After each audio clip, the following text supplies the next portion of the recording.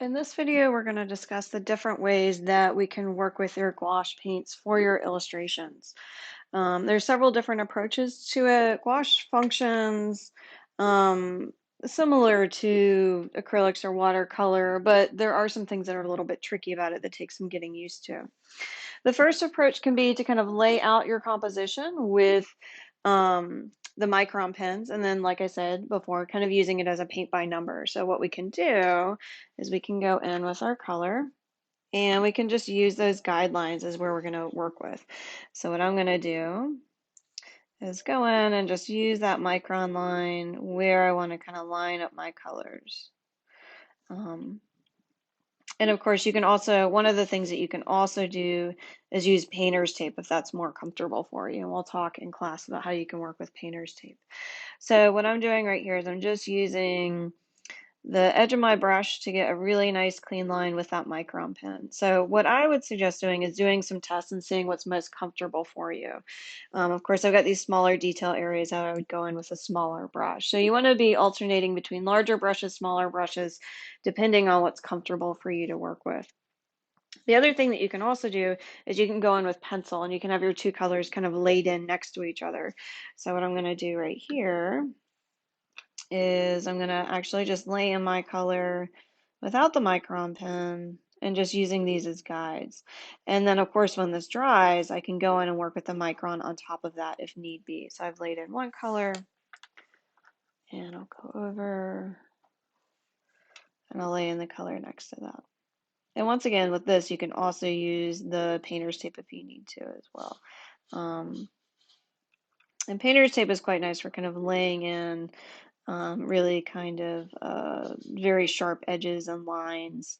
Can work really nicely with painter's tape. So these are the two approaches. Either you can work with your micron pen if that's more comfortable for you. The micron pen is nice in the sense that it gives you a little bit of border between your colors, or you can also have your two colors touching and next to each other. The other thing that we can do is once our colors have dried completely, we can work with micron pens on top. And so here you'll see are my color swatches. And the lighter micron pens are a little bit more challenging to work with. What I'm going to do is some tests on my lighter values. So of course, darker values, it's going to be much harder to see the micron pens. Sometimes students like to work with white gel pens, do a test with that, or white paint or acrylic paint.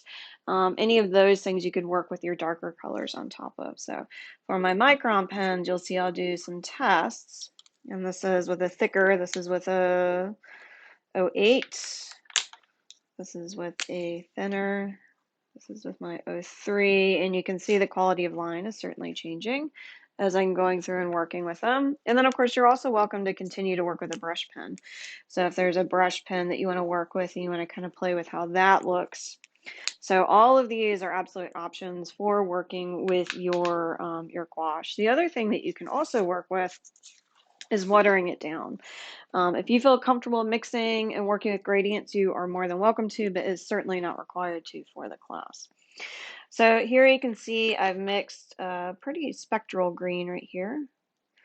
And this is without any water added to it. So I'm going to lay it down so that you can see what that's going to look like.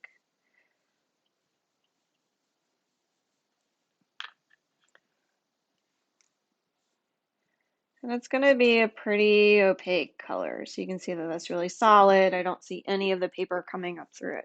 I can add water to it. And what I'm doing is I'm simply adding it to my brush, and then with another area I'm going in and I'm just mixing it. And so you'll notice now as I'm working with it, it's going to function a lot more like a watercolor. And so you'll see a lot more of the luminosity of the papers coming through, and it's changing the intention of that color. I would not work too heavily with the water on your paper because we are working with Bristol and we're not working with watercolor paper. But here you can see kind of the effect that we can get by adding water. So adding water is a way to extend your color, work with your color. You'll notice that this is the most saturated, most prismatic color. And then of course, as we're allowing the luminosity of the white of the paper to come up through the color, we're now, by the time we get down here, we're working with a tint. So your color does not have to be flat. It can change. It can certainly change however you want it to. And of course, the more water I add to that color, the more diluted it becomes. So lots of different options for you to work with in regards to gouache. I would definitely pick something that's most comfortable. In our first example, once again, we can use our micron pens as a way to delineate the space. We can also do our colors right next to each other, which that changes how that functions. We can work with micron pens on top of the gouache once it's totally and completely dry, and then we can also water down our gouache as well.